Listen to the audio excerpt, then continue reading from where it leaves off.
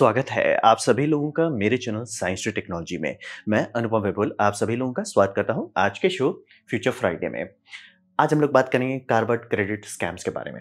If you want to watch this video in English please click the description, the first link will take you to my English channel. So let's dive deep into it. तो idea क्या था? Idea ये था कि अगर company को penalty लगे CO2 release करने का एटमॉस्फेयर में, यानी कि अभी हम लोग ये रास्ते पे चलते हैं ना कि प्रदूषण कंपनीज करती है या बड़े लोग करते हैं, ठीक है वो करें, बट उन पर पेनल्टी पड़े। तो अब वो पेनल्टी पड़ेगा तो उनके पास अपने आप इंसेंटिव आ जाएगा कि भैया इसे घटाओ। और रहा बात की जो पेनल्टी पड़ रहा है वो पैसा तो काफ़ी जनरेट हो जाएगा। रहा बात वो पैसा किसके पास जाए? वो पैसा उनके पास जाए जो कंपनी काम कर रही है रिमूविंग और सेक्वेस्ट्रिंग CO2 का, उनको वो पैसा मिल जाए। तो यानी कि जिनको अभी है कि भैया हम CO2 के साथ टेक्नोलॉजी बनाना चाहते हैं ताकि CO2 दब जाए, खत्म हो जाए, बल्ले बल्ले हो जाए, ठीक है, तो उसको पैसा चाहिए। अब आप चार्ज करोगे जो लोग जरूरत से ज़्यादा CO2 रिलीज कर रहे हैं या CO2 रिलीज कर रहे हैं, ज़्यादा हो कम हो रहे हैं, उन पर पेनल्टियाँ बढ़ाओगे। तो ये एक सर्कुलर इकोनॉमी बनाना चाहते हैं, यानी कि आपकी इंडस्ट्री जो नहीं कुछ कर सकते कि नहीं उनके में प्रदूषण होगा ही, तो वो सीधे सीधे उन पे समझ लिए एक तरह का ये पड़ेगा, पेनल्टी पड़ेगा। तो वो आपको पैसा देके CO2 सेक्वेस्ट्रेशन वाली जितनी टेक्नोलॉजी उससे क्रेडिट खरीदेंगे और उसी के अंदर, ताकि ये बैलेंस होता रहे। और रहा बात कि ऐसे दो हिस्सों में क्यों बांटना चाह रहे हैं कि मतलब जो कैप्चर कर रहा है वो अलग बंदा है, जो बना रहा है प्रोड्यूस कर रहा है CO2 को एटमॉस्फेयर के लिए वो अलग बंदा है। ऐसा क्यों?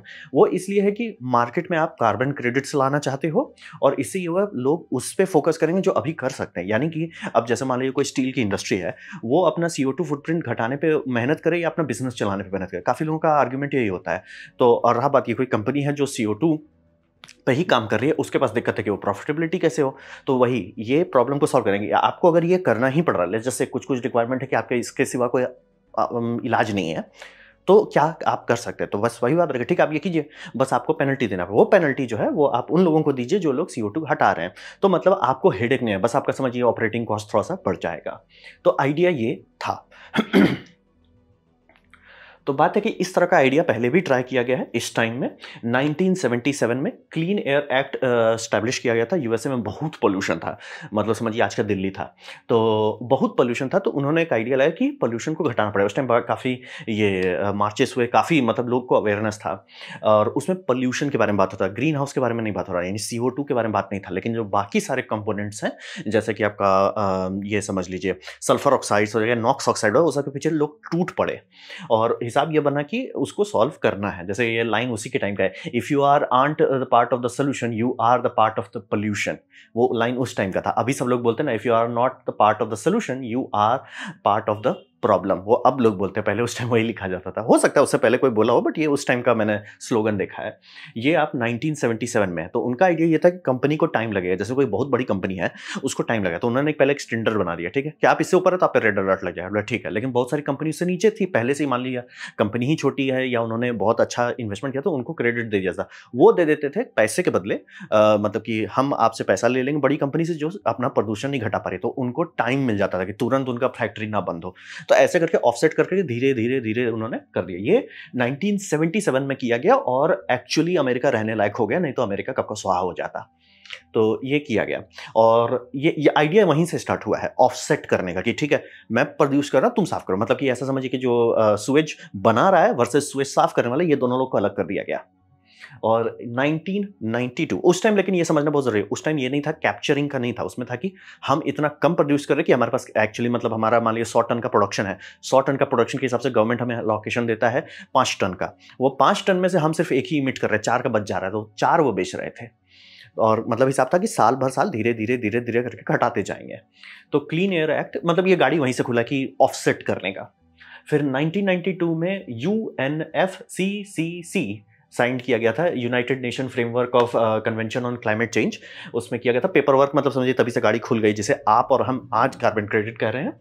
और 1997 में कियोटो प्रोटोकॉल अडॉप्ट किया गया था ETS के साथ। ये 1960 ये मतलब 1997 में हुआ था। और 2000 में regional greenhouse gas initiative pass कर दिया गया था। मतलब कि अगर आप इसका पूरा हिस्ट्री देखेंगे तो काफ़ी पुराना है। मतलब कि हम लोग 2 ही 3 चीज़ केसेस में बहुत जल्दी रिएक्ट किए हैं, जैसे कि ओज़ोन में हम लोग बहुत जल्दी रिएक्ट किए, दूसरा ये बहुत जल्दी लोग रिएक्ट कर गए थे और एक्चुअली सॉल्व कर दिए। और ये CO2 वाला जो है उसमें हम लोग काफ़ी टाइम से लगे हुए हैं। 2000 में ये ग्रीन हाउस गैस इनिशिएटिव बनाया गया, फिर 2005 में EU का कार्बन ट्रेडिंग सिस्टम लागू किया गया है और 2021 में COP26 आर्टिकल 6 रूल फाइनलाइज कर दिया गया। मतलब ब्यूरोक्रेसी के मामले में तो काफ़ी काम हो रहा है कि अच्छा ये लॉ पास कर रहे हैं, वो कर रहे हैं, हर्षई हो रहा है, दीर्घई हो रहा है, दंतसा हो रहा है, ये सब हम लोग करते आ रहे हैं, बोल रहे हैं आदत जमाने से करते आ रहे हैं। और मतलब और तो अटता नहीं, स्लाइड में बहुत सारा था, लेकिन हमको कोई पॉइंट नहीं है, बस हु हो रहा है, हु हर रहा, हाउ यू हो रहा है, बस हो रहा है और कुछ नहीं है। तो अब बात करते हैं मेथड क्या है। मेथड जो है कि यहाँ पे आपको 2 प्रणाली दी जाएगी। उसमें है अवॉइडेंस यानी कि रिडक्शन, यानी कि आप कुछ ऐसा कर रहे हो जिसके कारण से प्रदूषण जहाँ होना चाहिए था वो नहीं हो रहा है। जैसे कि अगर आप 1 मेगावाट का कोल पावर प्लांट बनाते हो उससे प्रदूषण होगा ही, कुछ भी आप करो। वहीं पे 1 मेगावाट का आप सोलर बना दो तो उससे कम होगा। अब रहा बात कि आप बोलोगे कि क्या होगा अगर सोलर से जो उसका सोलर बनाने में जो CO2 प्रोडक्शन हो रहा है, ये बात सही था, अब नहीं है। क्योंकि कोई भी टेक्नोलॉजी जब डे 1 बनता है बहुत महंगा होता है, बहुत इनएफिशिएंट होता है, धीरे-धीरे एफिशिएंसी बढ़ती है, कंपटीशन होता है और एफिशिएंसी बढ़ती है, दाम भी घटता है और एक पॉइंट पे वो बहुत एफिशिएंट हो जाता है। अभी के टाइम में एक सोलर पैनल को बनाने में जितना CO2 निकलता है, वो सोलर पैनल उससे ज़्यादा बिजली दे देता है। यानी उसका मतलब क्या है? उसका मतलब ये है कि अगर ये सोलर पैनल आप नहीं बनाते और उसके जो भी एनर्जी प्रोडक्शन है, उसको आप मान लीजिए ई एनर्जी प्रोडक्शन है, वो ई एनर्जी प्रोडक्शन आप किसी भी और फील्ड से नहीं निकाल सकते हैं जहाँ पे CO2 ना निकले। वो उसमें न्यूक्लियर भी आता है, बोलें क्यों? जैसे न्यूक्लियर में लोग भूल जाते हैं कि उसको ये रेडियो एक्टिव वेस्ट को संभालने के लिए कितना खर्च होता है और कितना कंक्रीट लगता है और कितना वो पानी गटकता है और बहुत सारा और भी चीज़ है जो लोग मतलब प्यार से एकदम एक कान से चुनते हैं दूसरे से हटा देते हैं। न्यूक्लियर में कितना फचांग है और हाइड्रो का तो क्या ही बात करें, नदी ही गायब कर देता है। तो सबको मिला के अगर आप देखेंगे तो सोलर बहुत अच्छा चल रहा है और विंड अब पहुंच रहा है। विंड थोड़ा टाइम से लगा, जो शुरू में लोग आधा अधूरा पढ़ते हैं, उछल जाते कि अरे उसको बनाने में इतना ये हो रहा है। वो 2 मेगावाट का टरबाइन से गाड़ी खोला गया था जो शुरू में बनता था। आज हम लोग 12 मेगावाट का टरबाइन का बात कर रहे हैं। मतलब इंडिया जैसा जो विंड में उतना सीरियसली नहीं है, उसमें भी 6 मेगावाट से नीचे का वो टरबाइन नहीं मिलेगा और जितना बड़ा बनाते जाएंगे उतना वो एफिशिएंट होता जाता है क्योंकि मेंटेनेंस टरबाइन के हिसाब से गिना जाता है। मतलब 100 टरबाइन का मेंटेनेंस 100 टरबाइन का ही मेंटेनेंस होगा। वहीं पे एक टरबाइन अगर 1 मेगावाट की जगह पे 11 मेगावाट हो जाए, प्रॉफिट बढ़ जाएगा। और वही जितना सब ऑफशोर में करने लगे, बहुत सारा प्रॉब्लम सॉल्व कर दिया गया है। तो रिन्यूएबल एनर्जी प्रोजेक्ट्स में जो खर्च कर रहे हैं वहाँ पे आपको वो उनको क्रेडिट मिलेगा। वो क्रेडिट किसको देते हैं? वो उनके डिपार्टमेंट, मतलब उसका बाइंग एंड ट्रेडिंग होगा। फिर मीथेन कैप्चर फ्रॉम लैंडफिल, मतलब लैंडफिल में ये समझना बहुत जरूरी है। CO2 जिससे ग्लोबल वार्मिंग बहुत हो रहा है, ये बात सही है कि CO2 बुरा है, लेकिन CO2 का दादाजी है मीथेन। मीथेन अगर मैथमेटिकली आप जानना चाहेंगे तो उसका 20x ज़्यादा पोटेंट है। यानी कि 1 टन मीथेन रिलीज हो गया, आप मनाओगे कि CO2 रिलीज हो जाता, क्योंकि मीथेन बहुत ज़्यादा खतरनाक है। यानी कि मीथेन को बर्न कर देना ज़्यादा सेफ होता है। इसीलिए कई बार आप लोग देखिएगा ऑयल रिफाइनरी होता है, उसमें बहुत सारा ऐसा प्रोडक्ट निकलता है जिसको जला देना सेफ है। इसलिए देखिए हमेशा आग जलता रहेगा। बायोगैस का भी जो लोग बड़ा प्लांट बनाते हैं उसमें हमेशा रहता है कि अगर बायोगैस नहीं कंटेन कर पा रहे हैं, मतलब हो गया, फुल हो गया, ओवर होने लगा है, तो उसे जला देना होता है, गलती से भी रिलीज नहीं करना होता है। तो सबसे ज़्यादा कहाँ से रिलीज हो रहा है? लैंडफिल से। तो रहा बात कि क्यों हर कोई जला क्यों नहीं दे पाता, उसके लिए सिस्टम लगाना पड़ता है कि पाइपिंग करो, पाइप से कलेक्ट करो, कलेक्ट करके उसे इसमें फ्लेयर में डालो, फ्लेयर में जलाओ। तो वो सब का खर्चा कौन देगा? तो वो ठीक है, आप वो कीजिए, हम आपको क्रेडिट दे देंगे। वो क्रेडिट आप किसी जो प्रदूषण फैलाने वाली कंपनी है, जैसे कि पेट्रोलियम वाली कंपनी हो जाए, एरोस्पेस वाली कंपनी हो जाए, वो सबको आप दे देंगे। फिर एनर्जी इफिशिएंसी अपग्रेड करना, जैसे कि इंडिया जैसे 5 स्टार का रेटिंग का ये बना रहा है कि ठीक है, इसीलिए देखिए 5 स्टार हर साल बढ़ते जा रहा है। यानी कि अब मेरा पुराना सब जो AC है वो 5 स्टार का रेटिंग उसमें थी, ESR था, एनर्जी इफिशिएंसी रेटिंग। अभी का 4 स्टार जो है इसका रेटिंग है 4.5 और नया वाला लेंगे वो 5 के ऊपर होगा तो ही 5 स्टार मिलेगा। हर साल उसे बढ़ाया जाता है। तो वो सब में जो लोग खर्च कर रहे हैं उनको दिया जाएगा। फिर हो गया इफिशिएंसी कुक टॉप फॉर गरीब लोगों के लिए। इसमें इंडिया में पता नहीं लोग कुछ ज़रूरत से ज़्यादा कूद गए। हम लोग भैया तुम LPG सिलेंडर दे देते, सस्ते में निपट जाता, या बायोगैस का प्लांट बना देते, वो सस्ते में निपट जाता। बट नहीं, कुक स्टोव देंगे। मतलब हिसाब ये था कि लकड़ी उतना जलाया जा रहा है, उससे सबको नुकसान हो रहा है, लेकिन वो इतना गरीब है कि कुछ और नहीं कर सकते, तो ठीक है स्टोव ऐसा इनको दो जिसमें उतने ही लकड़ी से ज़्यादा खाना बन सके, यानी कि लकड़ी का कंजम्पशन कम होगा। और ये तो हो गया आपका अवॉइडेंस या रिडक्शन, मतलब कि ये प्रोड्यूस होता, हम नहीं होने दिया, बल्ले बल्ले। और रिडक्शन की मतलब जैसे बोले मीथेन रिलीज होगा ही लैंडफिल से, अगर उसे आप जला देते वो ज़्यादा बेटर है, क्योंकि आप जलाएंगे तो ज़्यादा नहीं मिलेगा, आपको वाटर मॉलिक्यूल ज़्यादा मिलेगा कंपेयर टू कार्बन डाइऑक्साइड। तो एक ही C होता है ना, CH4 में एक ही C है, तो CO2 ज़्यादा बेटर है, क्योंकि बोले ना उससे 19x का बेनिफिट आपको मिलेगा, तो वो जला लेना। फिर हो गया ये तो हो गया आपका बचाने वाला डिपार्टमेंट में। दूसरा क्रेडिट आता है रिमूवल क्रेडिट, यानी आप CO2 हटा दे रहे हैं, तो इसमें आता है रिफॉरेस्टेशन और एफॉरेस्टेशन। रिफॉरेस्टेशन समझना बहुत आसान है कि वहां पे आप दोबारा से पेड़ उगा रहे हैं बल्ले बल्ले। दूसरा हो गया एफॉरेस्टेशन। एफॉरेस्टेशन का मतलब हो गया कि जो आपका पेड़ उड़ सब है वो इसको काटने ना दिया जाए, उसको काटने नहीं दो आप, ठीक है। और फिर सॉइल कार्बन सेक्वेस्ट्रेशन, उस पर भी काम किया जा रहा है। और फिर आता है direct air capture plus storage. Capture कर लेना तो आप कर लो, लेकिन स्टोर कैसे करोगे? तो वही समझिए, दो वही बड़ा कैटेगरी है आपका, रिमूवल और दूसरा हो गया रिडक्शन, यानी कि कम प्रोड्यूस करो और रिमूवल हटा दो। तो यही दो कैटेगरीज हैं। अब बात करते हैं हकीकत में क्या हुआ। हल्ला तो बोला आदम जमाने से हल्ला किया जा रहा है, तो हकीकत में क्या हुआ?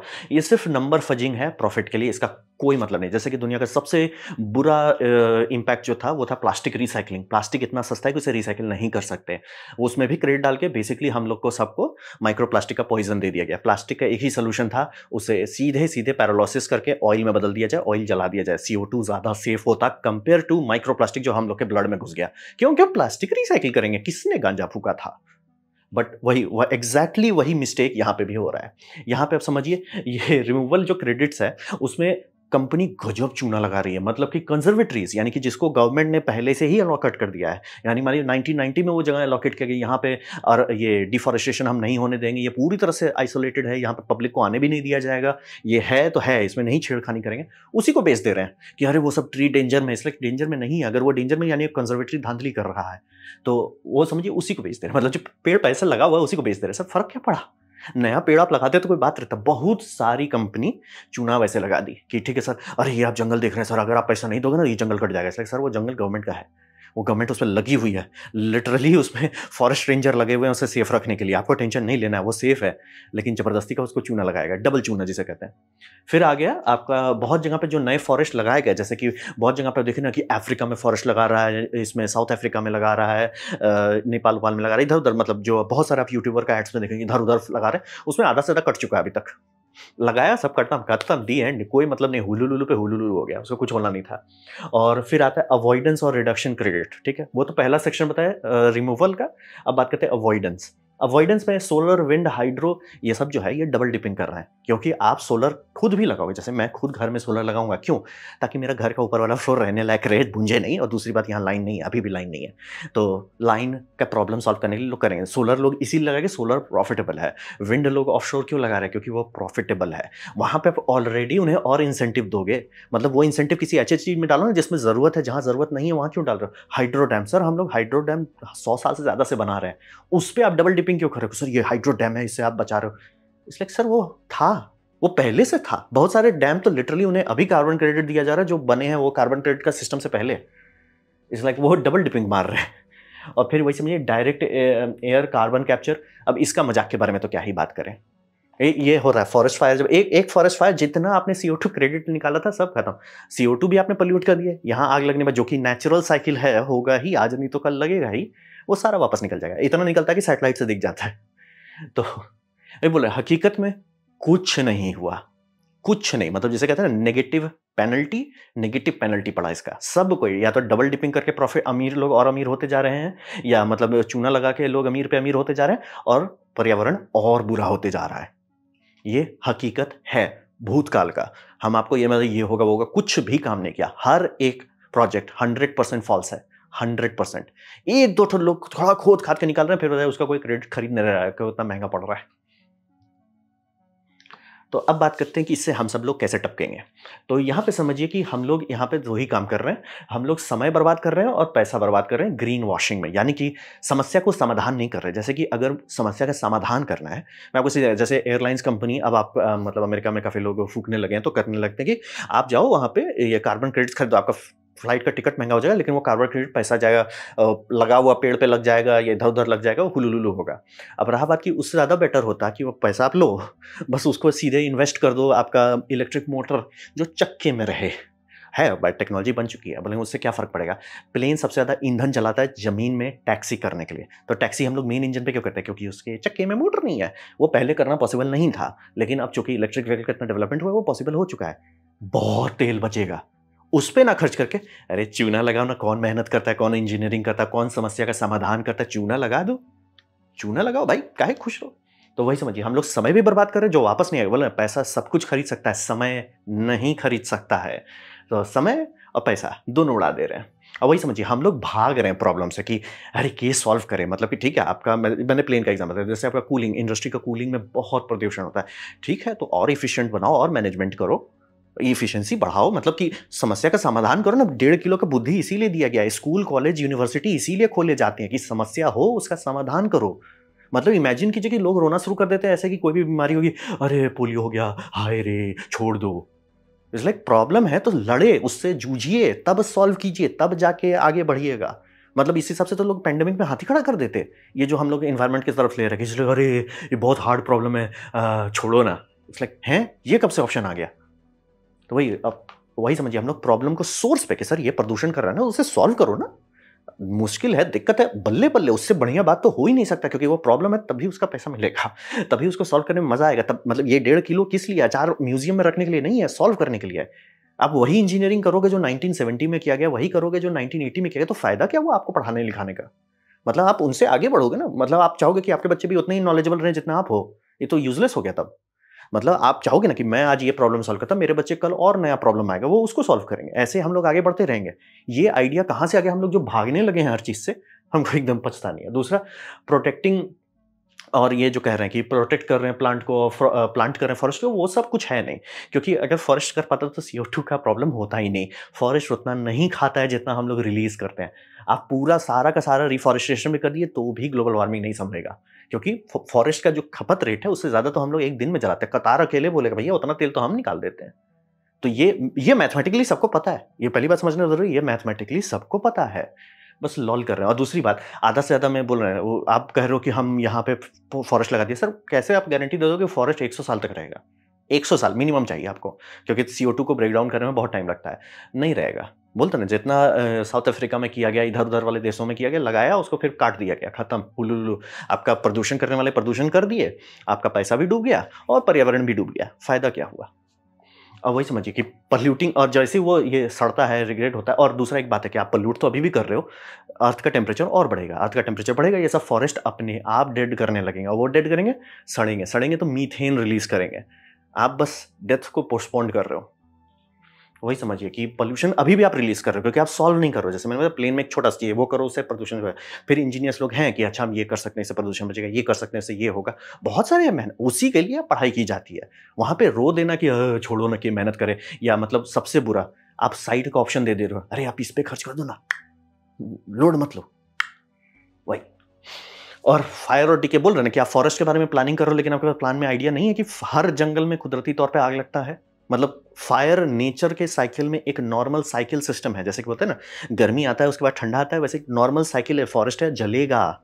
बहुत सारे प्लांट्स का सिस्टम है कि वो जलेगा, उससे जो मिनरल्स है जो वो डीप अर्थ से निकाला है वो वापस सरफेस लेवल पे जाएगा, ताकि वो सर्कुलेट कर सके नेक्स्ट साइकिल के लिए। वो उसको उसके बारे में प्लानिंग ही नहीं है। अच्छा जल गया तो ओ तब तो चूना लग जाएगा, वो हो रहा है। और डबल डिपिंग जो बोल रहे हैं, वो अब सिर्फ वही अमीर लोग जो है ना, कि मतलब हमारा तो कुछ है नहीं, हम 50-60 के हो गए हैं, 600-700 अरब की हमारी प्रॉपर्टी है, हम और बड़ा कर रहे हैं, और जो आगे वाली जनरेशन है वो डूबे, हमको क्या लेना देना है। बस वही सीधा सीधा वो डबल डिपिंग से इसीलिए मेरा खून खोल गया कि भैया सोलर तो आप ऐसे भी लगोगे, अगर मैं लगा रहा हूँ सोलर तो हर कोई लगाएगा। हाँ ऑब्वियसली उसके लिए पैसा आपको ज़्यादा लगाना पड़ेगा, वो सब है, लेकिन नहीं, उस पर हम डबल डिपिंग करेंगे। इसलिए एटलीस्ट ये रहता ना कि सोलर फैक्ट्रीज पे मेहनत करो, या उसका वो कर दो कि मतलब कि हाँ आपने जैसे मान लीजिए कि पार्टिकल एक्सेलरेटर का एक टेक्नोलॉजी है कि अगर उससे आप सोलर सेल को काटते हैं, सोलर सेल को काटने के लिए हम लोग जो अभी स्लाइसर इस्तेमाल करते हैं वो बहुत वेस्ट करता है, पतला नहीं काट पाते हैं। अगर पतला काट पाए तो सेम इंगट पे ज़्यादा स्लाइसेस निकलेंगे, ज़्यादा प्रॉफिट होगा। तो वो करने के लिए आपको बहुत बड़ा खर्चा चाहिए, आपको पार्टिकल एक्सेलरेटर बनाए ताकि आप उसे मोलिकुलर लेवल पर तोड़ पाओ और कचरा ना निकले। ठीक है, बल्ले बल्ले उस पर नहीं खर्च कर रहे हैं, सोलर फार्म पे कर रहे हैं जो कि ऑलरेडी प्रॉफिटेबल है। वो डबल डिपिंग जो है ना, हर किसी को वो डुबा दे। अब बोले प्रॉब्लम तो सॉल्व कर ही नहीं रही ग्लोबल वार्मिंग का। अगर आपके पास प्रॉब्लम है तो सॉल्व कीजिए ना, सॉल्व कीजिए। लेकिन भाग रहे हैं, मतलब हर कोई बस भाग रहा है। और वही समझिए, इसका सबसे ये वीडियो बनाने में मुझे सबसे ज़्यादा BP हाई हुआ, क्योंकि हर किसी को पता है कि ये नहीं काम कर रहा है। यही सबसे शर्मनाक बात है। मैंने एक भी रिपोर्टर का नहीं देखा जिसमें बोला अच्छा ये काम कर रहा है, नहीं सब धुंधली है। जैसे इंडिया में हुआ कुक स्टोव दे देंगे तो उससे कम लकड़ी कटेगा, और कटने लगा। भाई क्यों? अच्छा, कुक स्टोव में पहले लकड़ी काटने में लोग थक जाते थे, जैसे औरत लोग जाती थी काटती थी, थक जाती थी, जितना लकड़ी है उसी में बनाने का। आप आपने स्टोव अच्छा कर दिया कि 10% इफिशियंसी की जगह आपने 20, 25 या 30 कर दिया, बल्ले बल्ले। रहा बात कि अब वो 2-3 स्टोव और चलाने लग रही हैं, मतलब घूम फिर के लकड़ी और खपने लगा। ये प्लानिंग क्यों, ये पकड़ाया क्यों नहीं? पकड़ा जाता, लेकिन मेहनत कौन करे? मेहनत कौन करे कि भैया उनको बायोगैस का प्लांट देते तो वो ज़्यादा बेटर रहता, बट मेहनत कौन करे? वही बात है, प्रॉब्लम सॉल्व नहीं करे, बस सब भाग रहे हैं, सिर्फ ग्रीन वॉशिंग हो रही है। ये बोल रहे हैं इंडिया में ऐसा चूना लगाया गया। हम लाइक भैया इंडिया इतना गरीब नहीं है। आपको जो इनिशियल कैपिटल इन्वेस्टमेंट है मैनेज किया जा सकता है, आप उस पर पैसा खर्च कर दो। नहीं, हम इनको स्टोव दे रहे हैं, सब लोग अरे सब कोई उस पर एकदम ऑर्गेजम लिया है कि भैया एकदम इतना बढ़िया बात है, सबसे पहला सक्सेसफुल प्रोजेक्ट है। नहीं है, और जंगल कट गए और कुछ हुआ नहीं। तो वही है, वही इसीलिए सबसे ज़्यादा गुस्सा लगा कि हर किसी को पता है ये काम नहीं करता, हर किसी को। मैंने एक भी साइंटिस्ट, एक भी इंजीनियर, एक भी इकोनॉमिस्ट, एक भी जिसका उससे प्रॉफिट नहीं हो रहा है वो बोले कि हाँ ये आइडिया सही है ना। हर कोई शुद्ध बताया कि भैया कोई सेंस ही नहीं बनता, मैथमेटिक्स ही प्रूव नहीं करता कि ये सही है, लेकिन सब लोग कर रहे हैं। और उसी पर और कचरा लॉन्च किया जा रहा है। मतलब अभी तक तो मैंने आपको जो हिस्ट्री में बताया था वो सब पिछले वाला है, अब और प्लान चल रहा है। इंडिया में प्लानिंग चल रहा है कि हम कार्बन क्रेडिट लेकर देश को डुबाएंगे। इट्स लाइक, और सबको पता है, ये बात समझना बहुत जरूरी। ओ मैं बोल रहा हूं नहीं, हर किसी को पता है, हर किसी को पता है सब कुछ नहीं है, लेकिन सब कंपनी, सब ब्यूरोक्रेट सब सुत उठ के पड़े हुए हैं कि हम यही करेंगे। तो ये, और वही समझिए कि हमारे पास, मैं बार बार बोल रहा हूँ, जितना आप साइंस में ढंग से पढ़ेंगे आप समझ जाइए एक भी प्रॉब्लम नहीं है जिसे हम लोग सॉल्व नहीं कर सकते, बस ब्यूरोक्रेसी में डूब जाएंगे। तो टेक्नोलॉजी भी है, टाइम भी है, लेकिन उसे हम लोग वेस्ट कर रहे हैं, कार्बन क्रेडिट्स कर रहे हैं। बोल रहे हैं प्लेन में आप मोटर लगा दो, वो ज़्यादा मतलब बेटर फ्यूचर के लिए तरफ जाएगा, लेकिन उसको ना करके एक काम करो ना, कहीं जंगल लगा दो जिसको लोग काट देंगे कुछ दिन में, प्रदूषण का प्रदूषण भी हो जाएगा और पैसा का पैसा भी वेस्ट हो जाएगा, बल्ले बल्ले समय भी बर्बाद हो जाएगा। इससे बढ़िया क्या होगा? वो सब कर रहे हैं। इसे बेसिकली घुमा फिरा के पूरा इकोनॉमिक जो कहना $800 बिलियन का इंडस्ट्री है। $800 बिलियन कहां जा रहा है भैया? धरती का CO2 खत्म हो जाना चाहिए $800 बिलियन में। अभी भी आप देखिएगा तो हाँ भैया CO2 हमेशा कंटिन्यूअसली बढ़ रहा है, तो $800 बिलियन कहां जा रहा है? कहीं नहीं जा रहा है। वो सिर्फ अमीर लोग को और अमीर कर रहा है। उनका यॉट के अंदर यॉट जा रहा है। अब आप बोले 800 बिलियन कहां गया, वो यही जा रहा है, उनका यॉट के अंदर यॉट जा रहा है ना। उनको और वही बोल रहे हैं, ओल्ड रिच लोग जो हैं वो बस अब और अमीर होंगे, और हमारे पास जो कबाड़ मिलेगा उसमें हम लोग कुछ नहीं कर पाएंगे। हमको तो और लगता था कि मतलब पहले जैसे बोल रहे हैं कि अगर आप देखिएगा कि ओजोन को हम लोग कब पकड़े, बहुत पहले पकड़ लिया और बहुत मेहनत करके से सॉल्व किया। फिर आप इसी का पोल्यूटेंट्स का नॉर्म भी देखिएगा, वो भी बहुत पहले पकड़ लिया, उससे सॉल्व कर दिया। हमको समझ में ही नहीं आता था कि ऐसा क्या था उसमें, मतलब 1977 में कि उसे प्रॉब्लम दिखा तो लोग सॉल्व किए, वर्सेस अभी 2020 में कि प्रॉब्लम दिखा और हम लोग सॉल्व नहीं किए। बेस्ट मैं एक ही चीज पे आ पा रहा हूँ कि फैमिली यूनिट इन सारे लोगों का टूटा हुआ है, जो कि पता है ऑलरेडी से, मतलब कि थर्ड वाइफ या फोर्थ वाइफ पे आया, फैमिली यूनिट आपके पास नहीं है। फैमिली यूनिट नहीं है तो फ्यूचर नहीं एग्जिस्ट करता है आपके लिए, आप सिर्फ खुद के लिए हो। तो वहां पे आपको दुनिया में चेंज करने में क्या दिक्कत है भैया? मैं जब तक हूँ, जब नहीं हूं तो कोई टेंशन ही नहीं है। भले प्लेनेट जल जाए मैं तो टपक चुका रहूंगा ना, क्या टेंशन है? तो ये मतलब जेन्युइनली ये जो रन अवे करना कि लाइक सर स्टील में प्रोडक्शन में इशू है तो 10,000 लोग बैठे हुए हैं। मतलब समझिए कि मैंने आप लोगों के सामने इतने सारे प्रोफेसर्स को लाया हूँ जो भयानक भयानक काम कर रहे हैं, प्रदूषण है सॉल्व कर रहे हैं। जैसे कि शशांक सर काम कर रहे हैं कि लोग क्लिंकर कंटेंट का सीमेंट बना रहे हैं ताकि सीमेंट से प्रदूषण कम हो। वो करने की जगह पे अच्छा एक काम करो, सीमेंट से अभी भी प्रदूषण करो बट कहीं और पेड़ लगा दो जो कि कुछ दिन में वापस रिलीज कर देगा। बुद्धि किस लिए है आपके पास? प्रॉब्लम है, प्रॉब्लम से खुश होइए कि अच्छा ये प्रॉब्लम है, हम सॉल्व करेंगे। मैं इंजीनियरिंग डिग्री लिया हूं, क्या पता आपको नोबेल प्राइज मिल जाए, लेकिन नहीं, हम हुलुलुलु करेंगे।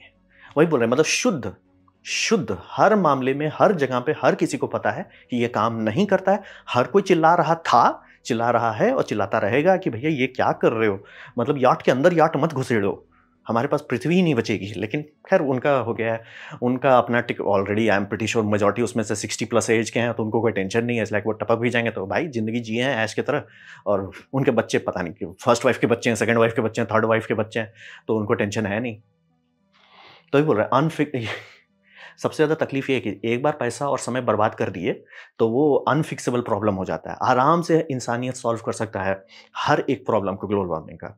अगर आपको इंटरेस्ट है मैं ही बना दूं हर एक प्रॉब्लम का, बाय द वे पहले भी बना चुके हैं, तो समझना बहुत जरूरी, हर एक प्रॉब्लम का इलाज है, बस हम लोग हुलुलुलु में टाइम बर्बाद कर रहे हैं और टाइम है नहीं हमारे पास। ये बहुत दुख हुआ इसको बनाने में। तो ये था मेरा प्रेजेंटेशन। इसके बारे में, कार्बन क्रेडिट्स का जो स्कैम चल रहा है उसके बारे में। उम्मीद करता हूँ आपको अच्छा लगा, कुछ सीखने मिला, कुछ समझ में आया। अगर ऐसा है लाइक कर दें, दोस्तों से शेयर कर दें, उससे मेरा काफ़ी भला होगा। नहीं अच्छा लगा, नहीं पसंद आया, कोई बात नहीं, आप डिसलाइक दबा सकते हैं। मैं कहूँगा डिसलाइक 2 बार दबाएँ, उससे मुझे पता चले कितना नापसंद हुआ है। मैं आपसे कहूँगा कमेंट लिखें, मैं हर कमेंट को पढ़ने की कोशिश करूँगा। आपसे कहूँगा सब्सक्राइब कीजिए, बेल दबाइए अगर आप फ्री हैं तो। आपने मेरा वीडियो देखा, थैंक यू, मुझे बहुत खुशी हुई। धन्यवाद।